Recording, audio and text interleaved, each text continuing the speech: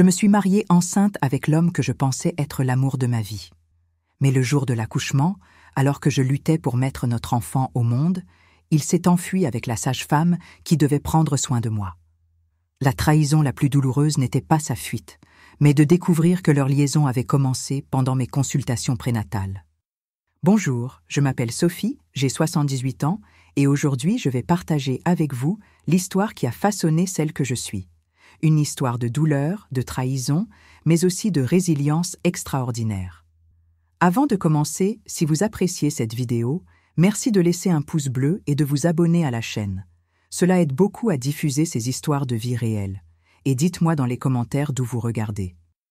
J'adore savoir que mes paroles touchent des personnes de tant d'endroits différents. Tout a commencé quand j'avais 20 ans. J'étais une jeune femme simple de province, élevée avec des valeurs familiales et des rêves romantiques. Je travaillais comme vendeuse dans la seule pâtisserie du village, un petit endroit où tout le monde se connaissait. C'est là que j'ai rencontré Thomas. Il est entré dans la pâtisserie un samedi après-midi, grand, cheveux bruns, yeux bleus qui semblaient pénétrer l'âme. Fils de commerçant respecté du village, Thomas avait tout: éducation, argent, charme. Quand il m'a souri, j'ai senti mes jambes trembler. Je n'avais jamais ressenti cela pour personne. « Comment vous appelez-vous » a-t-il demandé. J'ai à peine réussi à répondre tant j'étais nerveuse. Après cela, il a commencé à venir tous les jours, toujours pendant ma pause, toujours avec une petite fleur qu'il cueillait en chemin. Notre relation a été rapide et intense. Mes parents trouvaient tout cela précipité, surtout parce que sa famille appartenait à une classe sociale différente de la nôtre. « Les riches ne se mélangent pas avec les gens simples », disait ma mère. Mais quand le cœur est impliqué, les conseils entrent par une oreille et sortent par l'autre. 3 mois après notre rencontre, j'ai découvert que j'attendais un enfant. Je me souviens avoir tellement tremblé en faisant le test que j'ai failli tout renverser. À cette époque, une jeune fille célibataire enceinte était cause de scandales, de portes fermées, de regards désapprobateurs. J'ai pleuré toute la nuit avant de trouver le courage de lui annoncer. Quand je lui ai finalement dit, j'ai été surprise. Thomas a souri, a pris mes mains et a dit « J'ai toujours voulu fonder une famille. Je ne savais pas que ce serait si tôt. » Le samedi suivant, il est venu chez moi avec ses parents, a demandé officiellement ma main et nous avons fixé le mariage 1 mois plus tard, avant que mon ventre ne commence à se voir. La cérémonie était simple, mais j'étais radieuse dans ma robe blanche modeste qui cachait les premiers signes de ma grossesse. Je pensais avoir trouvé mon prince charmant, que ma vie serait comme dans les contes de fées que je lisais enfant. Les premiers mois de mariage ont été paisibles. Nous avons déménagé dans une petite maison, confortable, que ses parents ont aidé à acheter.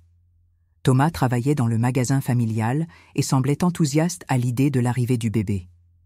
Il a acheté un berceau, avant même de savoir si ce serait un garçon ou une fille, a peint la petite chambre en jaune clair. Je me sentais la femme la plus chanceuse du monde. Quand est venu le moment de commencer les consultations prénatales, une amie de la famille nous a recommandé Madame Lambert, une sage-femme qui venait de s'installer dans notre village. Elle a fait ses études à Paris, elle est moderne et à jour, disait-il. J'ai pris mon premier rendez-vous, le cœur plein d'attentes.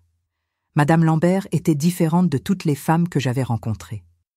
Grande, élégante, cheveux parfaitement coiffés, ongles toujours manucurés, un parfum coûteux qui restait dans l'air, même après son départ.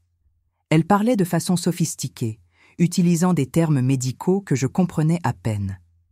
Elle avait un air cosmopolite. Elle racontait des endroits qu'elle avait visités, des villes que je ne connaissais que par des photos dans des magazines.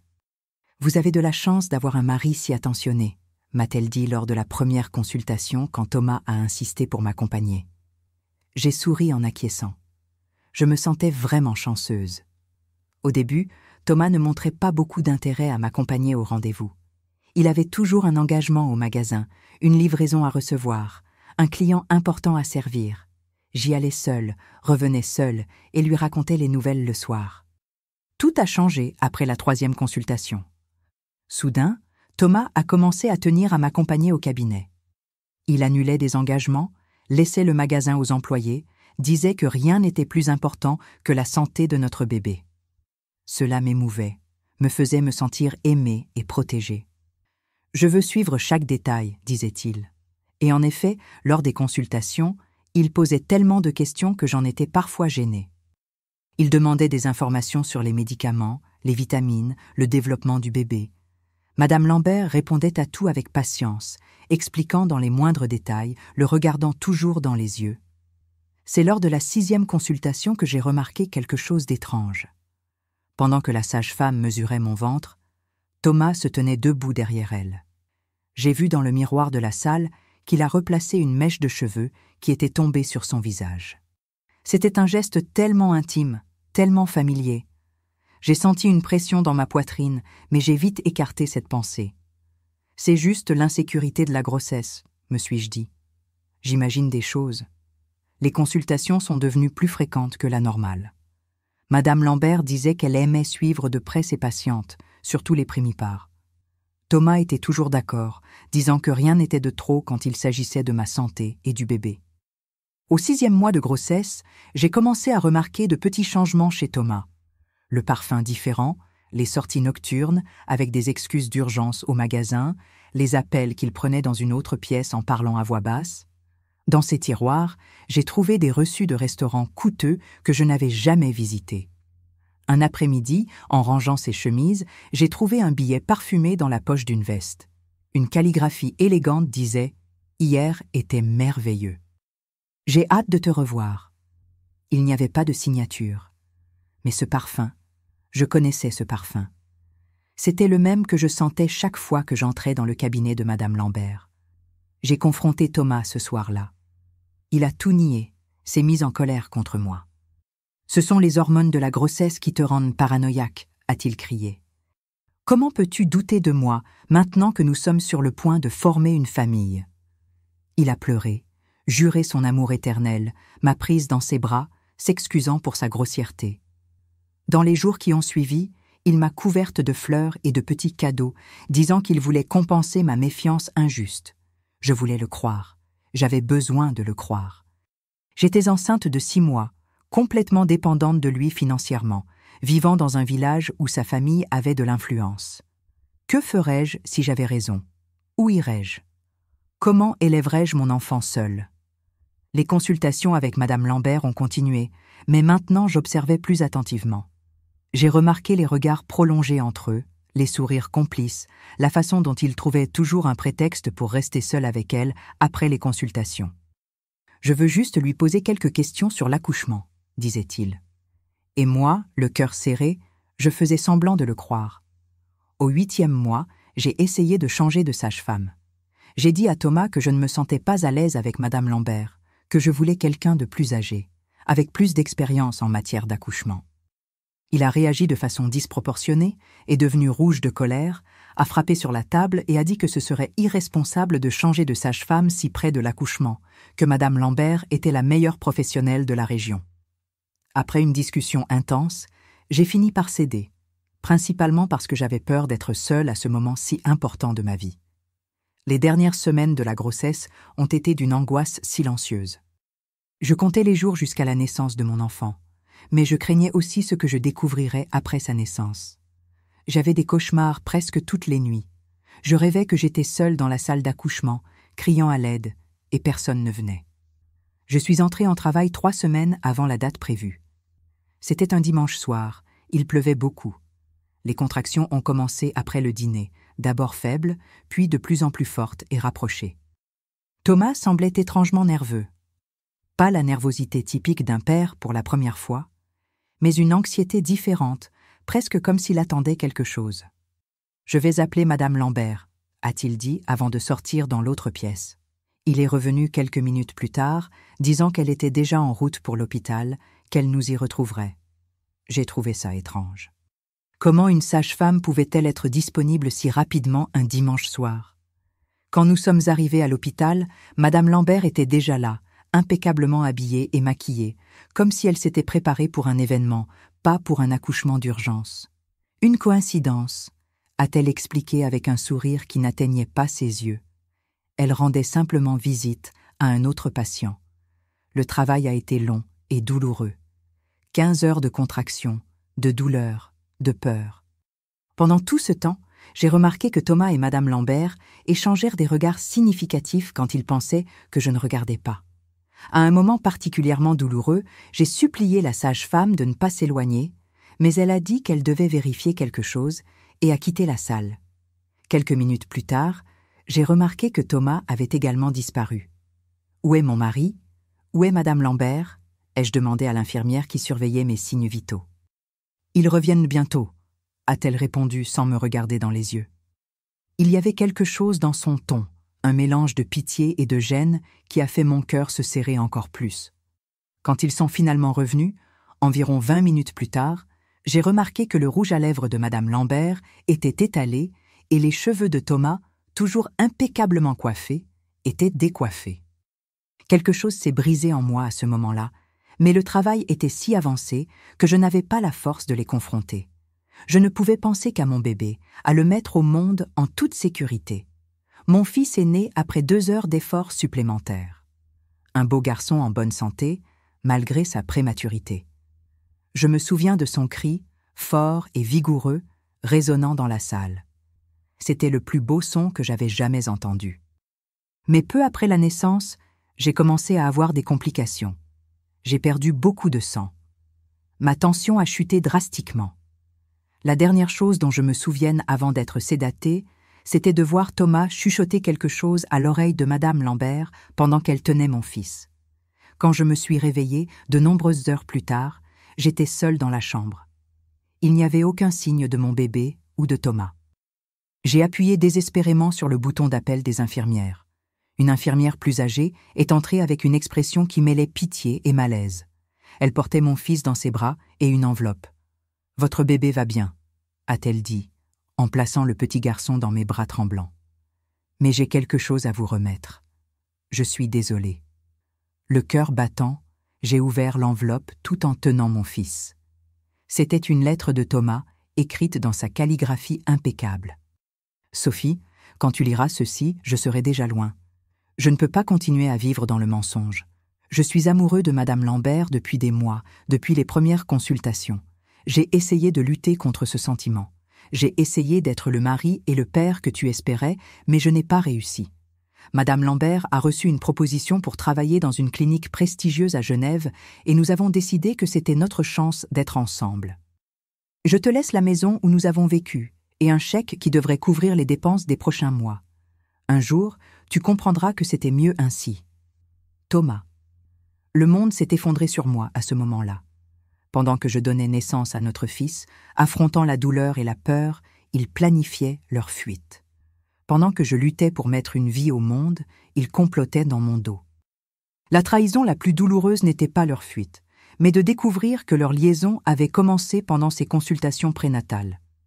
Ces consultations où je croyais naïvement que mon mari montrait de l'amour et du souci pour moi et le bébé. L'infirmière, voyant mon désespoir, s'est assise à côté de moi sur le lit. Je sais que ce n'est pas une consolation, ma petite, mais vous n'êtes pas la première et, malheureusement, vous ne serez pas la dernière. Les hommes, comme votre mari, ne méritent pas nos larmes. Maintenant, vous devez être forte pour ce petit garçon. Il n'a que vous au monde. C'est en regardant le petit visage de mon fils nouveau-né que j'ai trouvé la force de continuer. Là, dans cette chambre d'hôpital, seule avec un bébé dans les bras et un cœur brisé, j'ai juré que je surmonterais cette douleur, que mon fils ne ressentirait jamais l'absence du père qui l'avait abandonné avant même de le connaître, que je serais mère et père, que je travaillerais doublement dur, que j'affronterais le monde entier s'il le fallait. Je ne savais pas que ce moment de désespoir n'était que le début de mon histoire. Une histoire de douleur, oui, mais aussi de résilience, de force et finalement d'une vengeance dont le destin se chargerait. Je suis sortie de l'hôpital 3 jours plus tard. Une voisine bienveillante est venue me chercher, car je n'avais pas de famille proche dans le village. Je portais mon fils dans mes bras et un petit sac avec les quelques vêtements que j'avais apportés. C'est tout. Pas de bouquet de fleurs, pas de ballon, c'est un garçon, pas de mari fier de nous ramener à la maison. Juste moi et mon bébé affrontant le monde. La maison où nous vivions, que Thomas avait mentionnée dans la lettre, était la plus petite propriété de sa famille. Une petite maison simple à l'arrière du terrain de mes beaux-parents. Quand je suis arrivée, j'ai découvert que la serrure avait été changée. Ma belle-mère m'attendait à la porte avec une expression dure. « Thomas m'a chargé de vous remettre ceci », a-t-elle dit, en tendant une enveloppe sans même regarder son petit-fils dans mes bras. À l'intérieur se trouvait un chèque et les clés d'un petit appartement loué de l'autre côté du village. « Vos affaires y ont déjà été transportées. C'est mieux ainsi pour nous tous. » Je n'ai pas pleuré devant elle. Je ne lui donnerai pas cette satisfaction. J'ai levé la tête, ajusté mon fils dans mes bras et suis parti sans dire un mot. L'appartement était minuscule. Une chambre, un séjour avec cuisine, une salle de bain.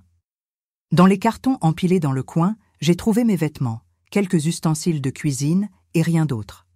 Aucun des meubles que nous avions achetés ensemble, aucun des souvenirs que nous avions construits. C'était comme si notre mariage n'avait jamais existé. Le chèque que Thomas avait laissé couvrait à peine 3 mois de loyer et de nourriture. Il s'attendait clairement à ce que je retourne chez mes parents, humiliée, la tête basse. Mais j'avais déjà décidé. Je ne reviendrai pas. Je ne serai pas la fille qui a causé la honte à sa famille. Je ne serai pas la pauvre fille qui a eu besoin de l'aide de ses parents après avoir été abandonnée. J'ai nommé mon fils Lucas. J'ai choisi seul, sans consulter personne. Lucas, comme le prénom du grand-père que j'admirais pour sa force tranquille, parce que je savais que nous aurions besoin de force pour survivre. Au cours des premiers mois, j'ai vécu de l'argent que Thomas avait laissé et de petits travaux de couture que je faisais à la maison. J'avais toujours eu un don pour l'aiguille et le fil. J'avais appris avec ma grand-mère depuis mon plus jeune âge. La nouvelle de mon abandon s'est répandue rapidement dans le village. Les gens me regardaient avec un mélange de pitié et de curiosité quand je sortais faire des courses ou emmenais le bébé chez le médecin.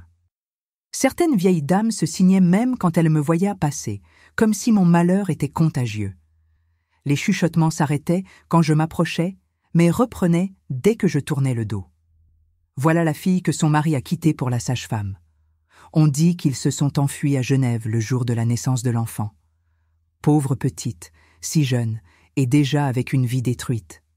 Au début, chaque commentaire était comme un coup de poignard. Je rentrais à la maison et pleurais doucement après que Lucas s'était endormi. Mais peu à peu, j'ai développé une carapace. J'ai appris à faire semblant de ne pas entendre, à sourire poliment quand on m'adressait la parole, à garder la tête haute, même quand tout ce que je voulais était de me cacher. Les jours sont devenus des semaines, les semaines des mois. Je me levais avant le soleil, allaitais Lucas, le remettais au lit et cousais jusqu'à ce qu'il se réveille. Puis, je m'occupais de lui pendant la journée et recommençais à coudre pendant la nuit, quand il dormait. Je ne dormais que 4 heures par nuit, mais je ne me plaignais jamais. Chaque pièce que je réussissais à économiser était une petite victoire. Ça a commencé par de petites réparations, des ourlets, des fermetures éclairs cassées, des boutons détachés. Les dames du quartier, même celles qui colportaient des ragots à mon sujet, ont découvert que je faisais un travail rapide et soigné pour un prix équitable. Bientôt, elles ont commencé à m'apporter des vêtements pour des ajustements plus complexes. Quand Lucas a eu 6 mois, j'ai reçu ma première commande pour une robe complète. Une dame avait besoin de quelque chose à porter au mariage de sa fille et n'avait rien trouvé à sa taille dans les magasins du village. Je suis restée éveillée 3 nuits d'affilée pour terminer à temps, avec Lucas dormant dans son petit berceau improvisé à côté de la machine à coudre. La robe était parfaite. La dame a pleuré quand elle l'a essayée. Elle a dit qu'elle ne s'était jamais sentie aussi belle. Elle a payé plus que convenu et, plus importante encore, elle a dit à toutes ses amies qu'il y avait une couturière talentueuse dans le village. C'est ainsi que ma petite entreprise a commencé à grandir. Je n'avais pas d'argent pour ouvrir une boutique, alors j'ai transformé le minuscule salon de l'appartement en atelier. J'ai poussé le canapé dans un coin, mis une table pour couper les tissus et recevais les clientes là même, avec Lucas jouant dans un parc improvisé. Ce n'était pas idéal, mais c'était ce que nous pouvions avoir à ce moment-là. Les clientes se sont multipliées. Des dames de la société locale qui me regardaient auparavant avec mépris me cherchaient maintenant pour commander des robes. Elles faisaient l'éloge de mon talent, de mon bon goût, de mon dévouement. Certaines semblaient même oublier que j'étais l'abandonnée, me traitant simplement comme la couturière habile qui pouvait réaliser leurs désirs de mode. Ce n'était pas facile. Il y avait des jours où Lucas tombait malade et je devais coudre avec lui sur mes genoux, fiévreux et larmoyant. Il y avait des nuits où mes doigts saignaient à force de travailler avec l'aiguille, mais je ne pouvais pas m'arrêter parce qu'il y avait des délais à respecter. Il y avait des moments où j'étais si fatiguée que je pensais ne pas pouvoir me lever le lendemain, mais je me levais toujours pour Lucas, pour moi-même, pour cette promesse silencieuse que j'avais faite à l'hôpital que nous survivrions et prospérerions, malgré l'abandon, malgré l'humiliation, malgré tout. Quand Lucas a eu 1 an, j'ai pu louer un petit local dans le centre du village pour installer mon atelier. C'était une salle à l'arrière d'une galerie, sans vitrine sur la rue, mais c'était un début. J'ai engagé une dame plus âgée pour s'occuper de Lucas pendant que je travaillais. Madame Dubois, une veuve qui habitait dans le même immeuble que moi et qui s'était attachée à mon fils comme s'il était son propre petit-fils. « Vous êtes une guerrière », me disait-elle en regardant Lucas endormi. Beaucoup auraient abandonné, seraient retournés chez leurs parents, se seraient laissés aller à la dépression. Mais pas vous, vous êtes différente. Je ne me sentais pas comme une guerrière. Je me sentais juste comme une mère faisant ce qui devait être fait pour assurer un avenir à son fils. Il n'y avait pas de choix, c'était nager ou couler. Et je ne coulerai jamais. 1 an et demi après l'abandon, alors que ma petite entreprise commençait enfin à prospérer, j'ai reçu une carte postale. Mon cœur s'est glacé quand j'ai reconnu l'écriture de Thomas sur l'enveloppe. J'ai pensé à la jeter sans l'ouvrir, mais la curiosité a été plus forte. C'était une photo d'une ville suisse avec ses rues pavées et ses vieux bâtiments. Au verso, un court message qui semblait calculé pour me blesser. Nous avons formé la famille dont j'ai toujours rêvé, et une petite photo. Thomas, Madame Lambert et un bébé nouveau-né dans ses bras. Je suis restée paralysée à regarder cette image. Il semblait heureux, souriant, épanoui. Le genre de famille que j'avais imaginé que nous aurions quand j'ai découvert que j'étais enceinte. Le genre de famille qu'il m'avait promis et qu'il m'avait ensuite arraché de la manière la plus cruelle possible. J'ai passé 3 jours dans un état presque catatonique. Madame Dubois s'est occupée de Lucas pendant que je m'enfermais dans ma chambre, alternant entre pleurer et fixer le vide.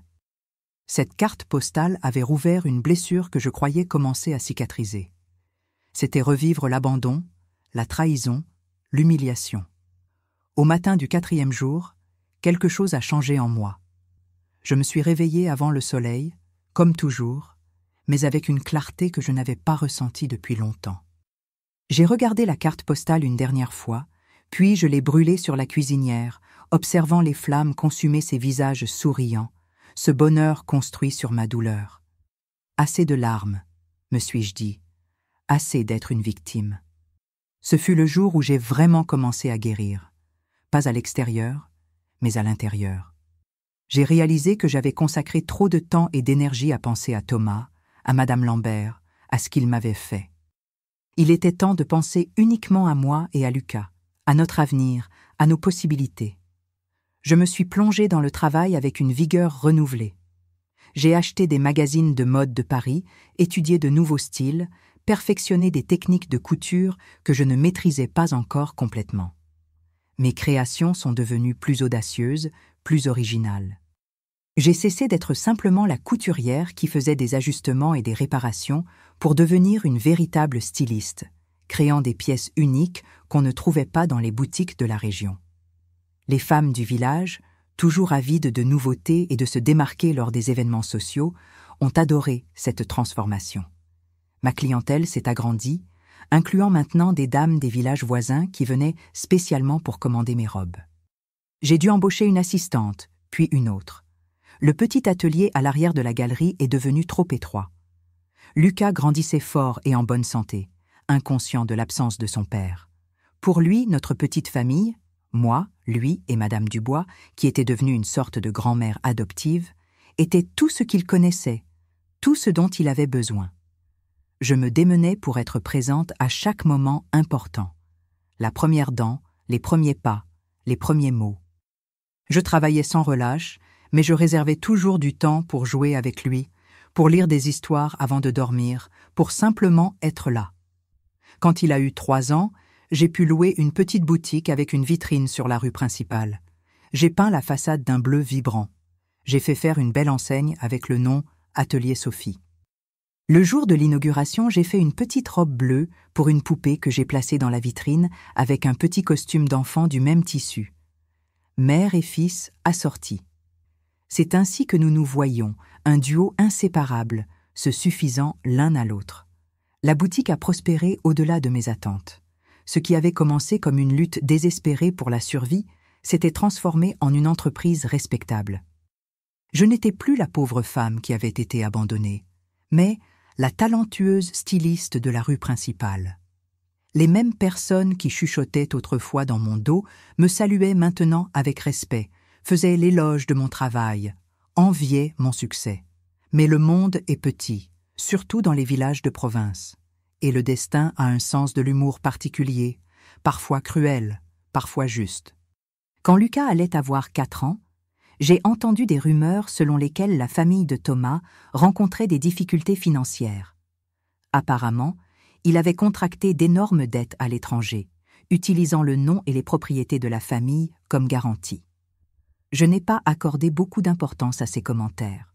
J'avais appris à filtrer les commérages du village, à ne pas alimenter ce cycle sans fin de on-dit. J'étais trop occupée avec mon atelier en expansion, avec l'éducation de Lucas, avec les plans pour notre avenir, pour m'inquiéter de ce qui arrivait à ceux qui nous avaient abandonnés. Jusqu'à ce qu'un matin pluvieux, la dernière personne que je m'attendais à voir entre dans mon atelier. Ma belle-mère, Madame Martin, plus âgée, plus abattue, sans cet air de supériorité qu'elle portait toujours lorsque nous nous rencontrions pendant mon bref mariage. Ses vêtements, toujours impeccables, semblaient usés. Ses bijoux, toujours ostentatoires, étaient absents. Je me suis figée en la voyant debout à la porte, regardant autour d'elle avec une expression mêlant surprise et inconfort. Lucas était à l'école maternelle, heureusement. Je n'aurais jamais permis qu'il soit exposé à une quelconque partie de ce passé douloureux. « Puis-je vous aider, madame ?» ai-je demandé avec la voix la plus professionnelle et distante que je pouvais. « Sophie, » a-t-elle dit, et sa voix tremblait légèrement. « Nous devons parler. » À ce moment, sans que je le sache, le destin commençait à tisser sa propre forme de justice. Une justice que je n'aurais jamais pu planifier ou exécuter de mes propres mains, mais qui arriverait de façon implacable, comme elle arrive toujours pour ceux qui sèment la douleur et la trahison. Je lui ai indiqué une chaise, plus par politesse que par envie. Mon cœur battait vite. Cela faisait presque 4 ans que nous n'avions pas eu de contact. 4 ans depuis qu'elle m'avait remis ses clés et m'avait congédié comme on se débarrasse d'un inconvénient. « J'irai droit au but », a-t-elle dit, refusant de s'asseoir. Thomas et Madame Lambert sont revenus. Ces 4 mots ont produit un effet étrange sur moi. Je n'ai pas ressenti de colère, ni de tristesse, ni de peur. J'ai juste senti un léger picotement au bout des doigts, comme si mon corps se préparait à quelque chose que mon esprit ne comprenait pas encore complètement. Et en quoi cela devrait-il m'intéresser ? ai-je demandé, continuant à couper un tissu de soie pour la robe que je confectionnais. Je n'ai pas levé les yeux vers elle. Je ne voulais pas qu'elle voie une quelconque émotion sur mon visage. Madame Martin a soupiré profondément. En la regardant mieux maintenant, j'ai remarqué comme elle semblait vieillie. Ses cheveux, autrefois teints d'un châtain vif, étaient gris aux racines. Les rides autour de ses yeux et de sa bouche s'étaient creusées. Il y avait en elle une fragilité que je n'avais jamais remarquée auparavant. « Ils ont complètement échoué à Genève », a-t-elle dit d'une voix basse. « La clinique qu'ils ont ouverte n'a jamais prospéré. Thomas n'a pas réussi à s'adapter. Il ne parlait pas la langue, ne connaissait personne. Madame Lambert a eu des difficultés à faire valider son diplôme. En moins de 2 ans, ils ont tout perdu. J'ai gardé une expression neutre, bien que quelque chose en moi se soit agité. Ce n'était pas de la satisfaction face à leur échec. C'était quelque chose de plus complexe, de plus profond. Un sentiment que les pièces d'un puzzle cosmique s'emboîtaient lentement. « Cela n'explique toujours pas pourquoi vous êtes venu jusqu'ici », ai-je finalement répondu en la regardant directement. Madame Martin a détourné le regard, visiblement mal à l'aise. Ils ont contracté d'énormes dettes, utilisé le nom de la famille comme garantie, hypothéqué des propriétés qui ne leur appartenaient même pas entièrement. Mon mari, il est ruiné. Le magasin que nous avons construit pendant des décennies est au bord de la faillite. J'ai posé les ciseaux sur la table et croisé les bras. Je suis désolée pour la situation de votre famille, Madame Martin. Vraiment, mais je ne comprends toujours pas ce que cela a à voir avec moi. Ils vivent chez nous maintenant, a-t-elle poursuivi comme si je n'avais rien dit. Dans la maison à l'arrière, la même où vous avez vécu. Ils ont amené leur fille, ma petite fille, une fillette de 3 ans que je connais à peine. Thomas essaie de sauver les affaires familiales, mais personne ne lui fait plus confiance.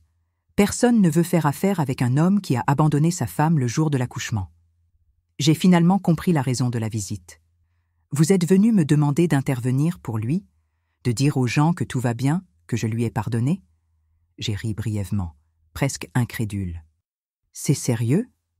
Ce n'est pas seulement ça, a-t-elle dit, s'asseyant enfin, comme si ses jambes ne pouvaient plus la soutenir. Madame Lambert, elle ne peut plus exercer la médecine ici. Il y a eu une plainte anonyme auprès de l'ordre des sages-femmes concernant un comportement contraire à l'éthique, quelque chose à propos de l'abandon d'une patiente en travail. Ils enquêtent. Elle est dévastée, déprimée. Ce n'est plus la femme forte et indépendante qui a emmené mon fils. Une plainte anonyme. Intéressant. Cela ne venait pas de moi, certainement. J'avais avancé, concentré uniquement sur la reconstruction de ma vie. Mais dans ce petit village, où tout le monde savait tout, il ne manquait pas de personnes qui avaient été témoins de ma souffrance, qui avaient vu une femme en travail être abandonnée par son mari et par la sage-femme qui était censée prendre soin d'elle. « Qu'attendez-vous exactement de moi, Madame Martin ?» ai-je demandé directement, fatiguée de ses détours. Elle a respiré profondément avant de répondre. « Vous avez de l'influence maintenant. Les gens vous respectent. Si vous disiez que vous ne gardez pas rancune, que vous comprenez qu'ils sont tombés amoureux et ont commis une erreur, peut-être que les choses s'amélioreraient pour nous. » C'est à ce moment que j'ai vraiment vu le tableau complet. La justice était arrivée, non par mes mains, mais par les rouages inexorables du destin. Thomas et Madame Lambert, qui s'étaient enfuis en croyant qu'ils trouveraient le bonheur construit sur ma douleur, étaient maintenant de retour, vaincus, humiliés, dépendants de la charité de la famille qu'ils avaient également lésée. Et moi, la femme qu'ils s'attendaient à voir dépérir dans la honte et la pauvreté, j'avais prospéré. Mon atelier était un succès. Mon fils grandissait heureux et en bonne santé. J'avais construit une vie digne et respectable, sans avoir besoin de personne. J'ai regardé Madame Martin pendant un long moment. Je n'ai pas ressenti de haine ni de désir de vengeance. J'ai simplement ressenti une étrange et tranquille certitude que tout était exactement comme cela devait être. « Je suis désolée, Madame Martin, » ai-je finalement dit.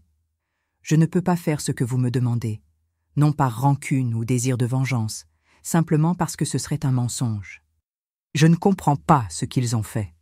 Je ne comprendrai jamais comment un homme peut abandonner sa femme au moment de l'accouchement, comment une sage-femme peut violer son serment de prendre soin des patientes. Je ne peux pas dire aux gens que tout va bien parce que ce n'est pas le cas. » Ses épaules se sont affaissées, vaincues. « Je comprends, » a-t-elle murmuré. J'ai ressenti une pointe de compassion pour elle. C'était une mère essayant de protéger son fils, même si ce fils ne méritait pas d'être protégé. « Ce que je peux promettre, » ai-je ajouté, « c'est que je ne ferai rien pour aggraver leur situation. Je n'en ai pas besoin. La vie le fait déjà pour moi. » Lorsqu'elle s'est levée pour partir, quelque chose m'est venu à l'esprit. Madame Martin, la petite fille, leur fille, elle n'est pas responsable des erreurs de ses parents. Si jamais elle a besoin de quelque chose, elle peut venir me voir. Elle m'a regardée, surprise, s'attendant peut-être à n'importe quelle réaction, sauf celle-là. Elle a brièvement acquiescé et est sortie de l'atelier sans rien dire de plus. Ce soir-là, après avoir couché Lucas, je me suis assise sur le petit balcon de l'appartement que nous pouvions maintenant appeler notre foyer, un appartement plus grand et confortable que nous avions acheté avec le fruit de mon travail. J'ai regardé les étoiles et pour la première fois depuis longtemps, j'ai consciemment pensé à Thomas et à Madame Lambert. Je les ai imaginés revenant tête basse dans le même village qu'ils avaient quitté triomphants. Je les ai imaginés affrontant les regards accusateurs, les chuchotements, le jugement silencieux, plus implacable, d'une communauté qui n'avait jamais oublié ce qu'ils avaient fait. Je les ai imaginés dépendant de la charité de la famille, alors qu'avant, ils avaient le monde à leurs pieds. Je n'ai pas ressenti de joie face à leur souffrance. J'ai simplement ressenti la confirmation de ce que ma grand-mère disait toujours. La vie fait payer ses dettes, ma petite. Parfois, elle met du temps, mais la facture arrive toujours. Dans les semaines qui ont suivi, inévitablement, j'ai commencé à les voir dans le village. La première fois, c'était au marché. Je choisissais des fruits quand j'ai ressenti cette sensation particulière d'être observé. J'ai levé les yeux et il était là, de l'autre côté de l'étal, Thomas, paraissant bien plus âgé que son âge ne le justifierait. Nos regards se sont croisés un instant. C'est moi qui ai détourné les yeux en premier. Pas par honte, mais parce qu'il ne signifiait plus rien pour moi. C'était juste un homme que j'avais connu il y a longtemps, un étranger maintenant. Ensuite, j'ai vu Madame Lambert sur la place principale. Elle était assise sur un banc, observant une petite fille jouer dans le bac à sable. Sa fille, j'ai présumé. Madame Lambert aussi avait vieilli prématurément. Ses cheveux impeccables d'autrefois étaient maintenant ternes, attachés en un chignon simple. Les vêtements élégants avaient été remplacés par une robe ordinaire, sans grâce. Quand elle m'a vu passer, elle a rapidement baissé les yeux, comme si elle ne supportait pas de me regarder. Tout le village commentait leur retour, leur chute, la justice poétique de tout cela. Je restais à l'écart de ces conversations, ni alimentant, ni niant les rumeurs. J'avais des sujets plus importants pour m'occuper. Mon atelier continuait de prospérer. J'avais embauché 2 autres couturières et une assistante pour s'occuper des ventes pendant que je me concentrais sur la création. Mes robes commençaient à être connues au-delà des frontières de notre petit village.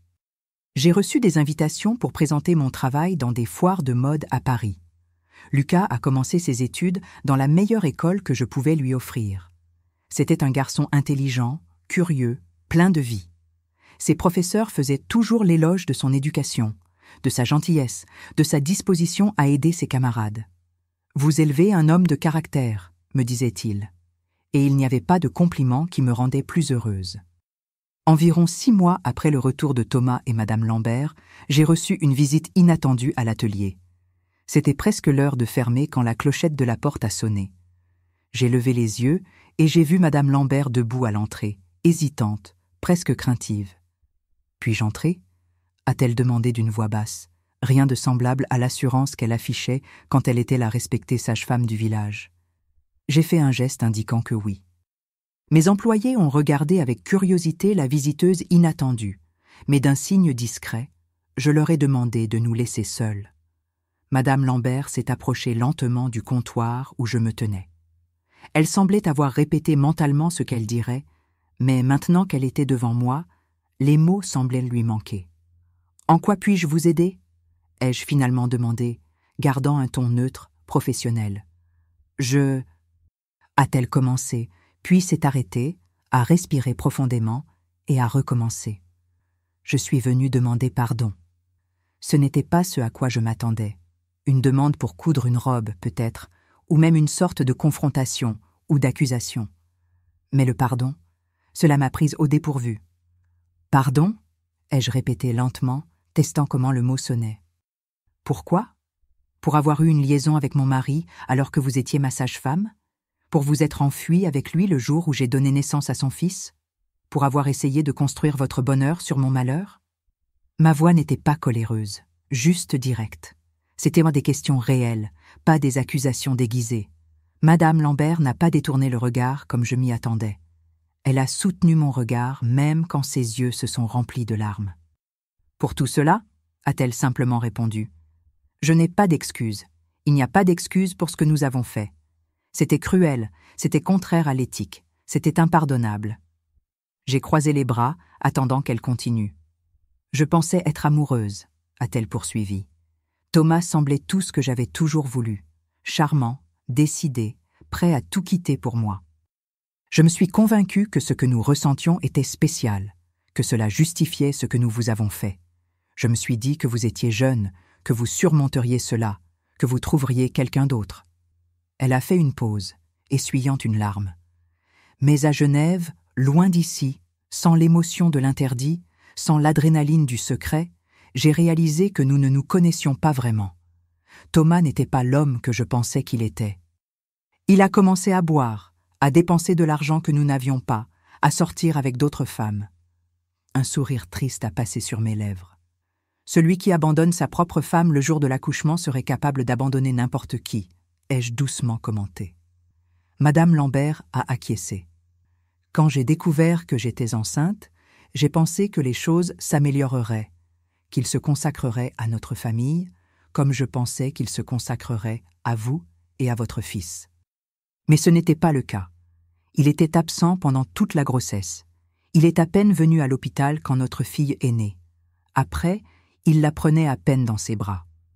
Elle a respiré profondément avant de continuer. Notre relation est terminée depuis longtemps, même avant que nous revenions.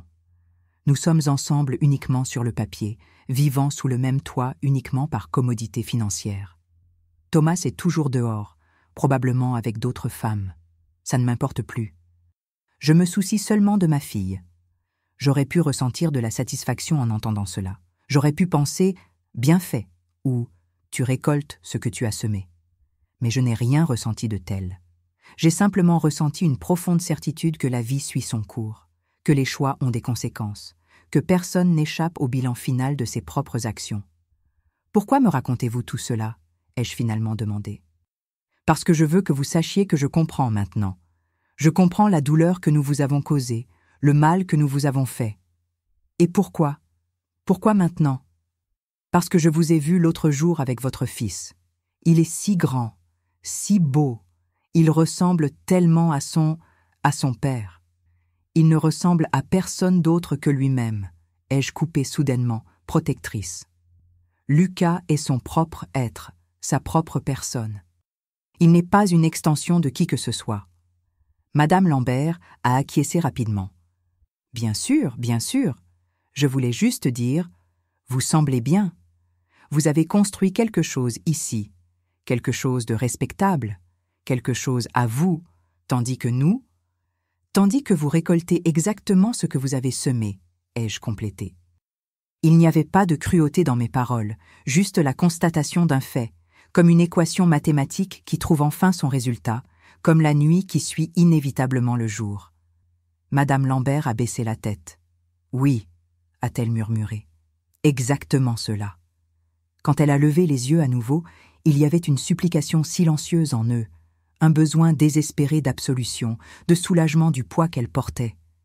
Je ne sais pas ce qui m'a fait dire ce que j'ai dit ensuite. Peut-être était-ce de la compassion.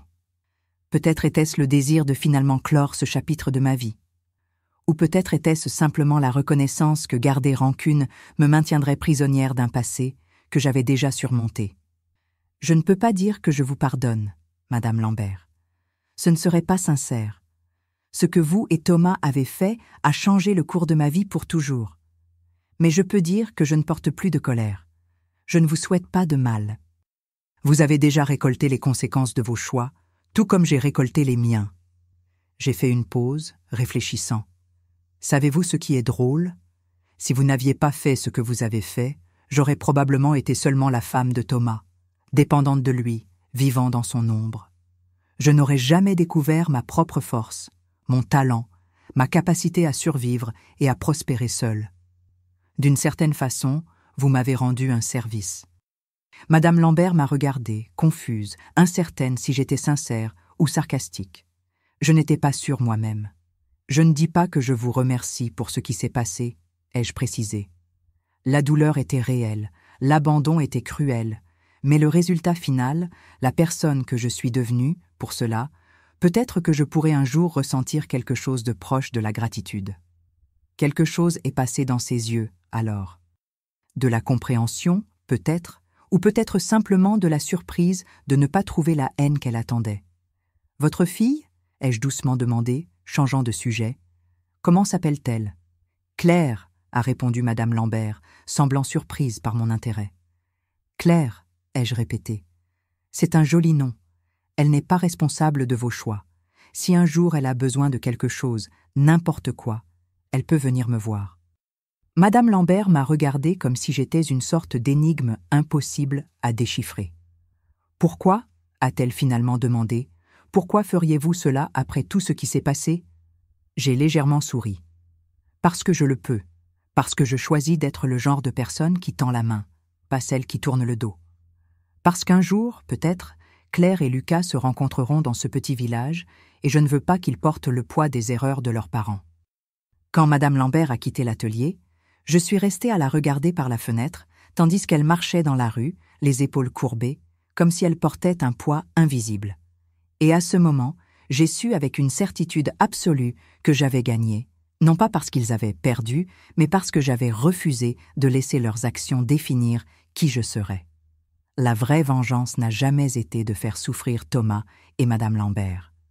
C'était mon refus d'être détruite par eux. C'était transformer l'abandon en indépendance, la douleur en force, l'humiliation en dignité. C'était regarder dans les yeux la femme qui avait aidé à détruire mon mariage et pouvoir dire avec sincérité « Je vais bien, je vais plus que bien, je suis entière ». Les années suivantes ont apporté des changements que je n'aurais jamais imaginés pour ma vie. Mon atelier a continué à grandir au point de devoir déménager dans un espace 3 fois plus grand sur la rue principale du village. Atelier Sophie n'était plus seulement un nom, c'était devenu une marque connue dans toute la région. Des dames des villages voisins voyagèrent spécialement pour commander mes robes, et certaines familles parisiennes qui avaient des maisons de vacances dans la région tenaient à emporter mes créations pour leurs soirées élégantes. Avec la croissance de l'entreprise, j'ai pu offrir à Lucas tout ce qu'un enfant pourrait désirer. Pas seulement l'essentiel, une bonne école, des vêtements confortables, une alimentation saine, mais aussi de petits luxes, un nouveau vélo, des livres, des jouets éducatifs. Je n'ai jamais été du genre à le gâter. J'ai toujours insisté pour qu'il comprenne la valeur du travail et de l'effort, mais j'étais fière de pouvoir dire oui quand il me demandait quelque chose de raisonnable, sans avoir à calculer si nous aurions assez d'argent pour le loyer à la fin du mois. Lucas grandissait fort et intelligent. À 8 ans, il était déjà le meilleur élève de sa classe, avec une curiosité insatiable sur le fonctionnement des choses. Il démontait des jouets pour voir ce qu'il y avait à l'intérieur, posait des questions auxquelles je ne savais souvent pas répondre. Il passait des heures à la petite bibliothèque municipale à dévorer des livres de sciences. « Maman, quand je serai grand, je veux être médecin », m'a-t-il dit un jour pendant que nous dînions. La cuillère s'est arrêtée à mi-chemin de ma bouche. Médecin, comme la femme qui avait aidé son père à nous abandonner. Une coïncidence cruelle, un signe du destin, ou simplement la vocation naturelle d'un garçon curieux et compatissant. « Pourquoi, mon fils ?» ai-je demandé, essayant de garder une voix neutre. « Parce que je veux aider les gens et parce que j'aime savoir comment fonctionne le corps. La maîtresse dit que j'ai des dispositions pour les sciences. » À ce moment, j'ai pris une décision importante. Thomas et Madame Lambert m'avaient beaucoup pris, mais je ne permettrai pas qu'ils prennent aussi les rêves de mon fils. Si Lucas voulait être médecin, je ferais tout ce qui était en mon pouvoir pour qu'il réalise ce rêve. Peu importait à quel point l'idée me dérangeait initialement. « C'est une très belle profession », ai-je finalement répondu. « Si c'est ce que tu veux, nous travaillerons ensemble pour que cela arrive. » La vie dans le petit village suivait son propre rythme. Avec le temps, le retour de Thomas et Madame Lambert a cessé d'être une nouveauté, devenant simplement un autre cas de commérage ancien qui ressurgissait occasionnellement dans les conversations. Les gens ont continué leur vie, tout comme moi. J'ai appris, à travers les inévitables réseaux d'information du village, que leur mariage avait officiellement pris fin. Madame Lambert avait trouvé un emploi d'infirmière dans une clinique du village voisin, faisant quotidiennement le trajet en bus. Thomas continuait à vivre avec ses parents, de plus en plus enfoncé dans l'alcool, incapable de regagner la confiance dans les affaires qu'il avait autrefois eues. Je le voyais rarement, et quand cela arrivait dans une rue ou un établissement, nous échangions seulement de distants signes de reconnaissance, comme des connaissances lointaines qui avaient un jour partagé une table lors d'une fête oubliée. Quand Lucas a eu 10 ans, j'ai décidé qu'il était temps pour un changement plus important. Mon entreprise avait grandi au point d'attirer l'attention d'un magazine de mode parisien qui avait publié un petit article sur la talentueuse styliste de province qui créait des pièces comparables à celles des grandes maisons. Après cette publication, j'ai reçu des invitations pour présenter mon travail lors d'un salon de mode à Paris. « Que dirais-tu si nous déménagions dans la grande ville ?» ai-je demandé à Lucas un soir, alors que nous regardions les étoiles depuis notre balcon. « Tu pourrais étudier dans de meilleures écoles, avec plus de ressources, et je pourrais agrandir l'atelier. Il est resté silencieux un moment, pensif, comme il l'avait toujours été. Nous allons tout laisser derrière nous? Mon école, mes amis, Madame Dubois? Certaines choses, oui, ai-je répondu honnêtement. Mais nous emporterons le plus important, nous-mêmes, nos souvenirs, nos rêves, et nous pourrons toujours revenir en visite. Ce n'est pas un adieu, c'est un au revoir. Lucas a lentement acquiescé. Je pense que ce serait une aventure, a-t-il finalement dit, avec cette lueur dans les yeux qui apparaissait toujours quand il affrontait un nouveau défi. Le déménagement à Paris a été à la fois effrayant et excitant. Nous avons trouvé un appartement confortable dans un quartier sûr, près d'une excellente école pour Lucas. J'ai loué un espace pour l'atelier dans une zone commerciale prometteuse, emmenant avec moi mes couturières les plus talentueuses qui ont accepté l'aventure de recommencer dans la grande ville. Les premiers mois ont été une période d'adaptation. La grande ville était bruyante, pressée, parfois trop impersonnelle après des années à vivre dans un endroit où tout le monde se connaissait par son nom. Lucas manquait ses amis. Je regrettais la familiarité des rues que je connaissais si bien. Mais peu à peu, nous avons construit notre nouvelle routine, nous nous sommes fait de nouveaux amis, nous avons trouvé notre place. L'atelier a prospéré au-delà de mes attentes les plus optimistes. Le petit article dans le magazine avait suscité une curiosité pour mon travail, et bientôt nous servions une clientèle raffinée, incluant des épouses d'hommes d'affaires, des artistes, des femmes influentes qui apprécièrent la touche artisanale et unique de mes créations. J'ai embauché plus d'employés, élargi la gamme de produits pour inclure des accessoires, et j'ai même reçu des propositions pour ouvrir une deuxième boutique dans un autre quartier chic. Lucas s'est épanoui dans sa nouvelle école. Ses professeurs ont rapidement reconnu son intelligence et son dévouement, le plaçant dans des programmes avancés de sciences.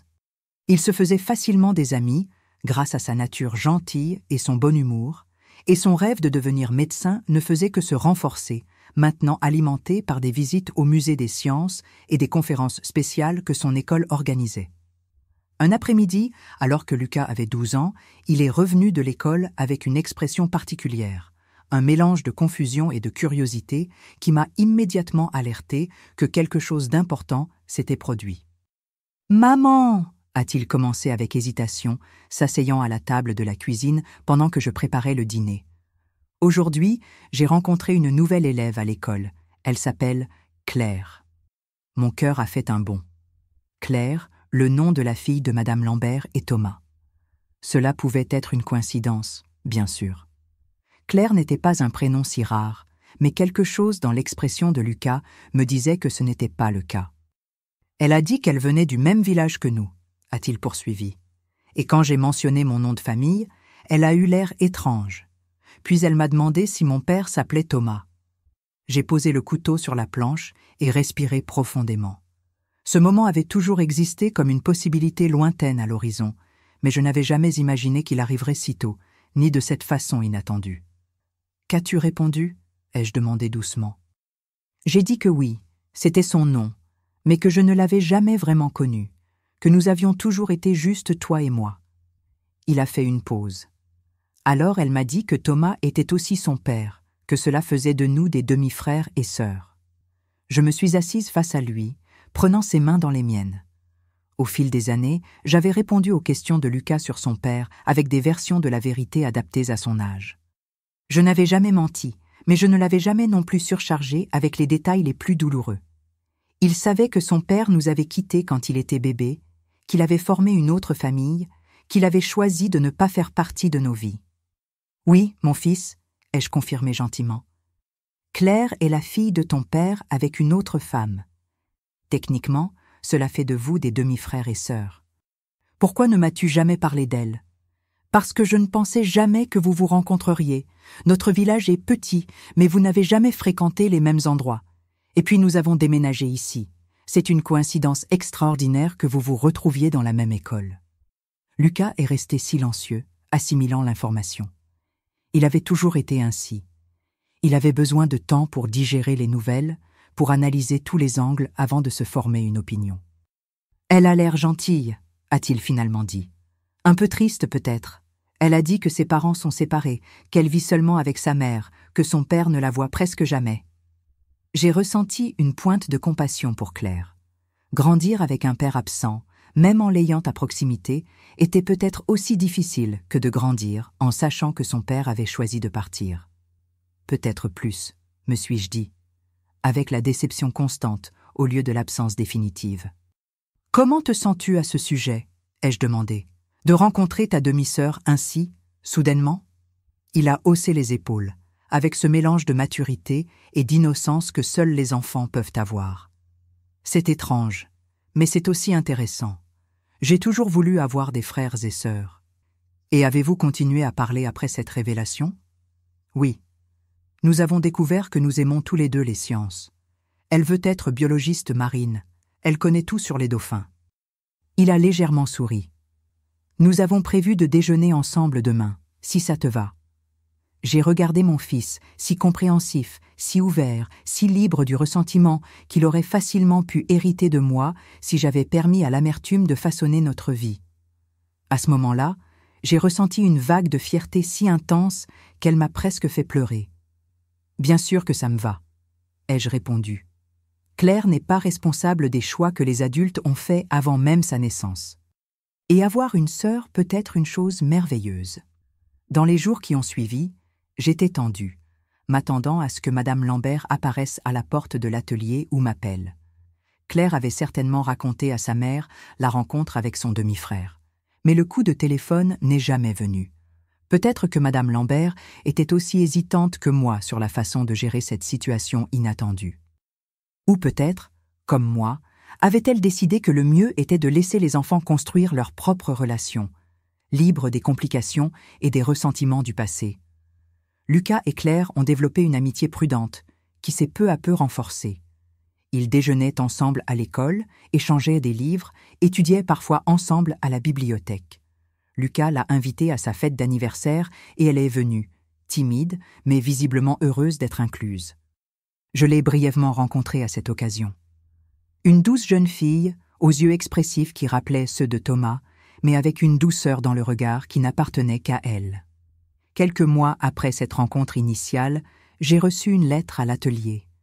L'écriture était élégante, familière. Madame Lambert. J'ai ouvert l'enveloppe avec des doigts légèrement tremblants, incertaine de ce à quoi m'attendre. C'était une lettre brève et directe. Elle me remerciait de permettre à Lucas et Claire de se connaître, de ne pas transférer à mon fils des ressentiments qui auraient été compréhensibles. Elle expliquait qu'elle avait déménagé à Paris pour offrir de meilleures opportunités éducatives à sa fille, exactement comme je l'avais fait. Elle travaillait maintenant dans un hôpital public, non plus comme sage-femme, mais comme infirmière, un nouveau départ humble après avoir perdu sa licence professionnelle. Elle m'assurait qu'elle respecterait toutes les limites que je voudrais établir concernant le contact entre les enfants. J'ai relu la lettre plusieurs fois avant de décider comment répondre. Finalement, j'ai pris le téléphone et appelé le numéro qu'elle avait inclus à la fin de la lettre. Notre conversation a été polie, prudente, mais pas hostile. Deux femmes mûres discutant pragmatiquement du bien-être de leurs enfants. Nous avons convenu que Lucas et Claire devraient être libres de développer leur relation de demi-frères et sœurs, sans l'ombre des erreurs et des ressentiments du passé. Nous avons accepté de garder nos distances l'une avec l'autre, n'interagissant que le minimum nécessaire pour faciliter le contact entre les enfants. « Et Thomas ?» ai-je finalement demandé, curieuse malgré moi. « Sait-il que les enfants se sont rencontrés ?» Il y a eu une pause à l'autre bout de la ligne. « Non !» a finalement répondu Madame Lambert. « Thomas voit rarement Claire. Il ne va pas bien, Sophie. L'alcool, les échecs dans les affaires, il n'est plus que l'ombre de l'homme que nous avons connu. » Je n'ai pas ressenti de satisfaction en entendant cela. Seulement une sorte de tristesse distante, comme celle qu'on ressent en lisant une tragédie dans un journal. Réelle, mais pas personnelle. Thomas avait quitté ma vie depuis si longtemps que sa condition actuelle m'affectait autant que celle d'un étranger. « Je suis désolée », ai-je dit, et j'ai réalisé que c'était vrai. Non pour ce que nous avions perdu, cela était depuis longtemps surmonté, mais pour une vie gaspillée, pour le père que Lucas et Claire n'avaient jamais vraiment eu. Dans les années qui ont suivi, Lucas et Claire ont maintenu leur amitié et leur fraternité, trouvant du soutien l'un chez l'autre pendant la turbulente période de l'adolescence. Occasionnellement, Claire venait chez nous pour étudier ou passer un week-end. C'était une jeune fille douce et sérieuse, avec une détermination tranquille que j'ai reconnue comme similaire à celle de Lucas et peut-être à la mienne. Lors d'une de ses visites, alors qu'ils avaient 15 ans, Claire a apporté une nouvelle qui a secoué notre fragile paix. Thomas était malade, hospitalisé avec une cirrhose du foie avancée. Les médecins ne donnaient pas beaucoup d'espoir. Lucas est venu me voir ce soir-là, après que Claire soit partie, avec une question que je redoutais secrètement depuis des années. « Maman, je pense que je devrais rendre visite à mon père à l'hôpital. Qu'en penses-tu » J'ai regardé mon fils, maintenant presque un homme, avec les traits de Thomas visibles sur son visage, mais avec une force intérieure qui était tout à lui, tout à nous. J'aurais facilement pu dire non. J'aurais pu rappeler comment cet homme nous avait abandonnés, comment il n'avait jamais cherché à connaître son fils, comment il ne méritait pas le réconfort d'une visite sur son lit de mort. Mais quel genre de personne cela aurait-il fait de moi? Quel exemple aurais-je donné à mon fils? Si c'est ce que tu sens que tu dois faire, alors oui, ai-je répondu. Non pour lui, mais pour toi, pour que tu ne regrettes jamais de ne pas avoir essayé. Lucas a acquiescé, ses yeux brillants de larmes contenues. « Viendras-tu avec moi » La question m'a prise au dépourvu. Visiter Thomas, après tout ce qui s'était passé, semblait impensable. Et pourtant, ne serait-ce pas le dernier chapitre de cette histoire longue et compliquée? Ne serait-ce pas la preuve finale que nous avions vraiment avancé, que le passé n'avait plus de pouvoir sur nous? Oui, ai-je finalement répondu, j'irai avec toi. Le lendemain, Lucas et moi sommes allés à l'hôpital. Le trajet a été silencieux, chacun perdu dans ses propres pensées. Mon fils, normalement si bavard sur tout, semblait maintenant concentré, comme s'il répétait mentalement ce qu'il dirait à l'homme qu'il n'avait jamais vraiment connu, mais qui portait dans son sang et dans certains de ses traits. Pour moi, c'était un voyage encore plus étrange. Je n'avais pas vu Thomas en personne depuis plus de 15 ans. Seulement des aperçus distants dans le village avant notre déménagement. L'homme dont j'avais été amoureuse autrefois, que j'avais épousé pleine d'espoir, qui m'avait abandonnée dans le moment le plus vulnérable de ma vie, était maintenant mourant dans un lit d'hôpital. Quelles émotions devais-je ressentir? Colère, satisfaction, pitié? Peut-être juste une tranquille acceptation que la vie fait payer son prix de manière que nous ne pourrions jamais planifier. L'hôpital était un lieu impersonnel et aseptisé, avec cette odeur caractéristique qui me rendait toujours mal à l'aise. À l'accueil, nous avons demandé qui nous cherchions et on nous a dirigés vers le 3e étage, service d'hépatologie. « Tu es sûr de vouloir faire ça » ai-je demandé à Lucas pendant que nous attendions l'ascenseur. « Personne ne te jugerait si tu changeais d'avis. » Mon fils m'a regardé avec ses yeux profonds qui semblaient toujours voir plus que ce qu'on pouvait voir. « J'en suis sûre, maman. Pas pour lui, mais pour moi. J'ai besoin de faire ça. » Dans le couloir du 3e étage, nous avons trouvé Claire qui attendait. Elle semblait pâle, fatiguée, comme si elle avait passé la nuit éveillée. En nous voyant, elle a étreint Lucas longuement. Et puis, à ma surprise, elle m'a aussi enlacée. « Merci d'être venue », a-t-elle dit d'une voix basse. « Ma mère est là-dedans avec lui maintenant. Les médecins ont dit que ce pourrait être aujourd'hui ou demain. » J'ai acquiescé, ne sachant pas quoi répondre. La réalité de la situation commençait à peser. Thomas était vraiment en train de mourir. Indépendamment de l'histoire que nous avions eue, une vie arrivait à sa fin. Claire nous a conduits jusqu'à la chambre. Je me suis arrêtée à la porte, hésitante, laissant Lucas entrer en premier. J'ai observé depuis le seuil mon fils s'approcher lentement du lit, où un homme méconnaissable gisait connecté à des tubes et des moniteurs. Thomas était tellement changé que, sans le contexte, je ne l'aurais jamais reconnu. Le visage autrefois beau et fier était gonflé, jauni par la maladie. Les cheveux, autrefois foncés et brillants, étaient maintenant clairsemés et complètement gris. Son corps, autrefois fort et athlétique, semblait s'être flétri sous le drap d'hôpital. Madame Lambert était assise à côté du lit. Elle aussi avait vieilli, mais de façon plus digne. Elle avait des rides d'expression autour des yeux et de la bouche, les cheveux maintenant naturellement gris, attachés en un chignon simple. Elle s'habillait avec la simplicité pratique de quelqu'un qui travaillait à l'hôpital. Pantalon en tissu résistant, blouse confortable, chaussures plates. Nos regards se sont croisés un instant. Il n'y avait pas d'hostilité dans ses yeux, juste une sorte de résignation fatiguée. Elle a légèrement acquiescé, reconnaissant ma présence, puis s'est tournée vers Lucas. « Thomas, a-t-elle dit, touchant doucement le bras de l'homme dans le lit.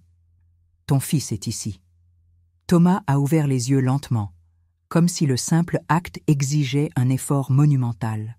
Son regard, autrefois si vif et pénétrant, était maintenant obscurci par la maladie et les médicaments. Il a cligné des yeux plusieurs fois, essayant de focaliser sa vision sur le jeune homme debout au pied du lit. « Lucas » a-t-il demandé d'une voix rauque, presque méconnaissable. Mon fils a fait un pas en avant, incertain. « Oui » a-t-il simplement répondu. Un silence pesant a plané dans la chambre. Que dit-on à un père qui n'a jamais été un père? Que dit un fils qui n'a jamais été un fils? Quel mot pourrait combler 15 ans d'absence? Tu me ressembles, a finalement murmuré Thomas, quand j'avais ton âge. Lucas n'a pas répondu immédiatement. Il regardait l'homme dans le lit avec une expression qui mêlait curiosité et compassion. Il n'y avait pas de colère sur son visage. Je m'étais assuré au fil des années qu'il comprenne que l'abandon de Thomas reflétait les défauts du père, pas les siens. « Claire m'a montré quelques vieilles photos, » a finalement dit Lucas. « Je crois que j'ai tes yeux. » Thomas a faiblement acquiescé. Un moniteur à côté du lit a émis un bip, comme pour rappeler à tous la fragilité du moment. Madame Lambert a ajusté quelque chose dans la perfusion et échangé un regard inquiet avec Claire. C'est à ce moment que Thomas m'a vu debout à la porte. Ses yeux se sont légèrement écarquillés et une émotion difficile à nommer est passée sur son visage dévasté par la maladie. « Sophie » a-t-il murmuré. « Tu es venue » Je suis alors entré dans la chambre, me plaçant aux côtés de Lucas, mais gardant une distance avec le lit. « Oui » ai-je simplement répondu. « Je suis venu avec notre fils. » Thomas a fermé les yeux un instant, comme s'il essayait de rassembler ses forces. Quand il les a rouverts, ils étaient pleins de larmes. « Je suis désolé, » a-t-il dit d'une voix étranglée, « pour ce que je vous ai fait à tous les deux. Il n'y a pas d'excuses. » Ce n'était pas la première fois que j'entendais des excuses de quelqu'un qui m'avait blessé. Madame Lambert avait fait de même des années auparavant, mais il y avait quelque chose de différent maintenant. Peut-être l'imminence de la mort, qui a l'étrange pouvoir de dépouiller les gens de leurs masques et défenses, révélant des vérités crues que la vie quotidienne permet de cacher. « Je ne suis pas venu ici pour des accusations ou des pardons, » ai-je répondu calmement. « Je suis venu parce que Lucas voulait te connaître, parce que malgré tout, tu es son père. » Thomas a lentement acquiescé, acceptant mes paroles. Il a ensuite reporté son attention sur Lucas, comme s'il voulait absorber chaque détail du fils qu'il n'avait jamais connu, mémoriser son visage pour l'emporter avec lui où qu'il aille. « Ta vie, comment est-elle » a-t-il demandé avec hésitation. « Qu'est-ce que tu aimes faire » Lucas s'est approché davantage du lit, semblant plus à l'aise. « Je suis en terminale » a-t-il répondu. « Je vais passer le concours de médecine l'année prochaine. » Un petit sourire est apparu sur les lèvres desséchées de Thomas. « Médecin » a-t-il murmuré. « Quelle ironie !»« Ce n'est pas de l'ironie, » suis-je intervenu doucement. « C'est un choix. Lucas a choisi ce chemin par lui-même, pour ses propres raisons. » Thomas m'a regardé et pendant un instant, j'ai vu une lueur de l'homme qu'il avait été autrefois, perspicace, capable de voir au-delà des mots prononcés. « Tu as fait du bon travail, » a-t-il dit, « un travail que j'aurais dû aider à faire. » Il n'y avait rien à répondre à cela. C'était simplement la vérité. Une vérité qui avait façonné nos vies ces 15 dernières années. « Claire m'a dit que tu as un atelier de mode, » a poursuivi Thomas, semblant faire un effort pour maintenir la conversation. « Qui a très bien réussi. » J'ai brièvement acquiescé. « Oui, j'ai commencé à coudre à la maison après la naissance de Lucas. Ça a grandi peu à peu. Maintenant, nous avons 2 boutiques à Paris. » Une lueur d'admiration sincère est passée dans les yeux fatigués de Thomas. « Tu as toujours été forte, plus forte que je ne l'ai jamais été. » Ces paroles m'ont prise au dépourvu. Je ne m'attendais pas à des éloges, encore moins à une reconnaissance aussi honnête de sa propre faiblesse. Pendant un moment, j'ai entrevu ce qui aurait pu être. Si Thomas avait été un homme différent, s'il avait trouvé en lui-même la force d'affronter la responsabilité au lieu de la fuir. La conversation a continué pendant quelques minutes encore, Lucas racontant ses études, ses projets d'avenir. Claire s'est jointe timidement, mentionnant comment elle et Lucas s'entendaient bien à l'école, comment ils étudiaient ensemble pour les examens de sciences. C'était une scène presque surréaliste. Deux familles brisées réunies au chevet de l'homme qui avait été le point de rupture. Thomas est devenu visiblement plus fatigué, sa respiration plus laborieuse. Madame Lambert a échangé un regard significatif avec moi, indiquant qu'il était peut-être temps de terminer la visite. Mais avant que nous puissions dire au revoir, Thomas a fait un effort visible pour se redresser un peu dans le lit. « Lucas » a-t-il appelé, sa voix n'étant plus qu'un murmure rauque. « Je veux que tu saches que l'erreur était la mienne, pas la tienne, pas celle de ta mère. C'était ma faiblesse, mon égoïsme. » Mon fils a solennellement acquiescé, acceptant les mots. « Je sais, » a-t-il simplement répondu. « Et je veux que tu saches, » a poursuivi Thomas, chaque mot semblant lui coûter un effort immense, « que je regrette, pas seulement maintenant que je meurs, mais depuis des années. Je n'ai simplement pas eu le courage de le dire. » Lucas a regardé son père pendant un long moment. Puis, dans un geste qui m'a surprise par sa maturité et sa compassion, il a tendu la main et a légèrement touché le bras de Thomas. « Merci de le dire maintenant, » a-t-il dit doucement. Quand nous sommes sortis de l'hôpital, le soleil de l'après-midi était bas à l'horizon, peignant le ciel de teintes orangées. Lucas marchait en silence à mes côtés, perdu dans ses pensées. J'ai respecté son espace, sachant qu'il avait besoin de traiter l'expérience à sa manière. Ce n'est que lorsque nous sommes arrivés à la voiture qu'il a finalement parlé. « Merci, maman, d'être venue avec moi pour tout. » J'ai regardé mon fils, si grand, si intègre, si différent de l'homme que nous venions de visiter, et j'ai ressenti une vague de fierté si intense qu'elle m'a presque coupé le souffle. « Il n'y a pas de quoi remercier, » ai-je répondu, en serrant sa main. « Tout ce que j'ai fait, je l'ai fait pour nous. » Thomas est décédé 3 jours plus tard. Lucas a assisté aux funérailles, accompagné par Claire. Je n'y suis pas allée, non par rancune ou ressentiment, mais parce que je sentais que ma présence serait une intrusion dans un moment qui appartenait à ses enfants, pas à la femme qu'il avait abandonnée des décennies auparavant. Notre histoire était close depuis longtemps. La vie a suivi son cours. Lucas est entré à la faculté de médecine comme prévu. Claire a choisi la biologie marine et a obtenu une bourse dans une université du littoral.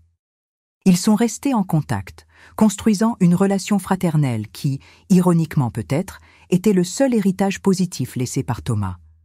Mon atelier a continué à prospérer. À 50 ans, je me suis accordé le luxe de déléguer davantage de responsabilités, de travailler moins d'heures, de profiter davantage de la vie que j'avais construite avec tant d'efforts. J'ai voyagé, découvert des endroits qui n'existaient auparavant que dans des magazines et des films, expérimenté de nouvelles choses, fait des amis et, à ma surprise, retrouvé l'amour. Un amour mûr, tranquille, sans les élans juvéniles de la passion, mais avec la solidité que seule l'expérience de vie peut apporter. Pierre était veuf, professeur d'université, un homme gentil et intelligent qui me faisait rire et qui me regardait avec une admiration sincère. Nous nous sommes mariés lors d'une cérémonie simple, avec Lucas me conduisant à l'autel. « Tu mérites d'être heureuse, maman », m'a dit mon fils lors de la fête après la cérémonie. « Tu l'as toujours mérité. » Les années ont passé. Lucas a obtenu son diplôme avec mention et a choisi la pédiatrie comme spécialité. « Je veux aider les enfants à avoir un départ sain dans la vie », a-t-il expliqué. Il s'est marié avec une collègue de résidence, une jeune femme douce et dévouée qui le complétait parfaitement. Claire est venue au mariage, amenant son fiancé, un océanographe qu'elle avait rencontré lors d'une expédition. Et puis, un matin ensoleillé, j'ai reçu la nouvelle qui allait changer ma vie une fois de plus. J'allais être grand-mère. Lucas et Marie attendaient leur premier enfant. Quand mon petit-fils est né, un garçon en bonne santé et fort, avec des yeux curieux qui semblaient en vouloir absorber le monde entier d'un seul coup, j'ai pleuré des larmes de pure joie. En tenant ce petit paquet dans mes bras, j'ai pensé au long et sinueux chemin qui m'avait mené jusque-là. J'ai pensé à la jeune femme effrayée que j'étais autrefois, seule dans une chambre d'hôpital avec un bébé dans les bras et une lettre d'abandon entre les mains. J'ai pensé aux nuits blanches à coudre pour assurer notre subsistance, aux batailles quotidiennes pour construire une vie digne pour mon fils. J'ai pensé aux humiliations, aux difficultés, aux petites et grandes victoires tout au long du chemin, et j'ai réalisé que si je pouvais revenir en arrière et changer quelque chose, je ne changerais rien, car chaque douleur, chaque obstacle, chaque défi m'avait façonné, avait fait de moi la femme que j'étais, forte, indépendante, épanouie. Parce que sans l'abandon, je n'aurais peut-être jamais découvert ma propre force. Sans la nécessité, je n'aurais peut-être jamais développé mon talent. Sans la solitude, je n'aurais peut-être jamais construit la relation profonde et inébranlable que j'ai avec mon fils. Quand Lucas a placé son bébé dans mes bras pour la première fois, il a murmuré « Il porte ton nom en deuxième prénom, maman, pour qu'il se souvienne toujours d'où il vient, de la force qui coule dans ses veines. » J'ai regardé le petit visage parfait de mon petit-fils et j'ai su, avec une tranquille certitude, que le cycle était complet, que la douleur avait été transformée en force, l'abandon en indépendance, la trahison en une capacité accrue d'aimer. Le garçon, qui avait un jour été abandonné par son père, était maintenant devenu le père qui n'abandonnerait jamais son fils. La femme, qui avait un jour été trahie, allait maintenant aider à élever une nouvelle génération fondée sur des valeurs de loyauté, d'honnêteté et de courage. Nous ne sommes pas définis par les coups que la vie nous porte, mais par la façon dont nous y répondons. Nous ne sommes pas limités par les choix des autres, mais libérés par les nôtres. Aujourd'hui, à 78 ans, je regarde en arrière et je vois une vie qui valait la peine d'être vécue. Une vie construite sur des décombres, certes, mais qui s'est élevée plus forte et plus belle justement pour cette raison. Comme un vase japonais brisé et réparé avec de l'or, où les fissures ne sont pas cachées mais mises en valeur, célébré comme partie de l'histoire unique de cet objet. Quand on me demande si j'ai pardonné à Thomas, je réponds avec honnêteté. Le pardon est venu, mais pas comme un grand moment d'épiphanie, pas comme un geste magnanime de ma part. Il est venu naturellement, progressivement, à mesure qu'il devenait de moins en moins important dans mon histoire, à mesure que la douleur se transformait en apprentissage, la colère en compréhension, le ressentiment en acceptation. La véritable victoire n'a pas été de survivre à l'abandon, mais de prospérer malgré lui. Ce n'était pas d'aller de l'avant, c'était de construire un chemin entièrement nouveau, un chemin que je n'aurais peut-être jamais trouvé si je n'avais pas été forcée de le chercher. Je me suis mariée enceinte avec un homme qui, le jour de l'accouchement, s'est enfui avec la sage-femme. C'est un fait, une partie immuable de mon histoire. Mais ce n'est pas toute mon histoire. Ce n'est que le premier chapitre d'un récit beaucoup plus long et beaucoup plus riche, un récit de résilience, de réinvention, de rédemption. Si vous regardez cette vidéo et que vous traversez votre propre moment de douleur, d'abandon, de trahison, je veux que vous sachiez que ce n'est pas la fin. Ce n'est que le début d'une histoire que vous seul pouvez écrire. Une histoire où vous êtes l'héroïne, pas la victime. Une histoire où le dernier mot vous appartiendra toujours. La vie nous brise tous d'une manière ou d'une autre, mais certains deviennent plus forts précisément là où ils ont été brisés. J'ai grandi. Vous le pouvez aussi. C'est mon histoire et je suis reconnaissante pour chaque chapitre, même les douloureux, même les difficiles, car sans eux, je ne serais pas qui je suis aujourd'hui. Et j'aime assez bien celle que je suis devenue. Avant de terminer, j'aimerais vous demander, à vous qui regardez, si cette histoire a touché votre cœur d'une manière ou d'une autre, s'il vous plaît, laissez un pouce bleu et abonnez-vous à la chaîne. Cela aide beaucoup à diffuser ces histoires de résilience qui peuvent inspirer d'autres personnes traversant des moments difficiles. Partagez également avec quelqu'un que vous pensez avoir besoin d'entendre ce message d'espoir. Et n'oubliez pas de commenter d'où vous regardez. J'adore savoir que mes paroles atteignent des personnes de tant d'endroits différents. Merci de m'avoir écouté aujourd'hui.